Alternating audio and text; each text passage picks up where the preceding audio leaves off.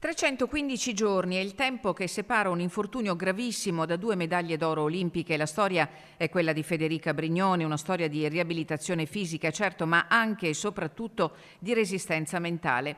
Alle Olimpiadi invernali Milano Cortina 2026 il benessere psicologico degli atleti è stato uno dei pilastri dichiarati dei giochi, perché quando il rientro arriva dopo mesi di stop, quando la paura di farsi male di nuovo si affaccia in partenza, la differenza non la fanno solo i muscoli.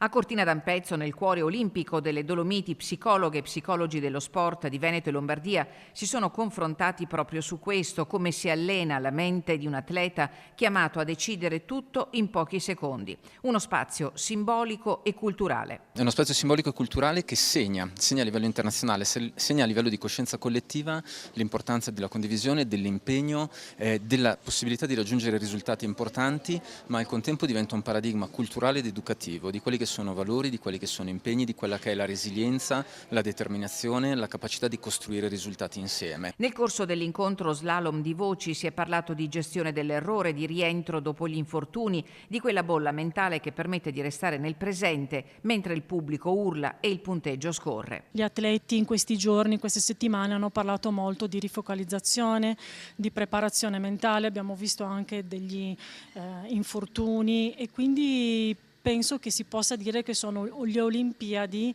dove si è parlato di più della mente. Nei villaggi olimpici sono state allestite Mind Zone e Mental Corner, spazi dedicati al supporto psicologico. Un segnale chiaro: la salute mentale non è più un tema marginale, ma parte integrante della preparazione. Il villaggio olimpico garantisce a tutte le atlete, gli atleti e allo staff dei veri e propri policlinici, nel senso c'è un'assistenza sanitaria a 360 gradi garantita a tutti, ma la cosa importante è che ci sono anche gli psicologi H24, quindi 24 ore al giorno sono presenti, è possibile chiaramente avere questo tipo di supporto. Perché nello sport basta un attimo per perdere tutto e serve allenamento per fare quello che sembra impossibile, anche allenamento della mente, perché è lì che spesso comincia la vittoria.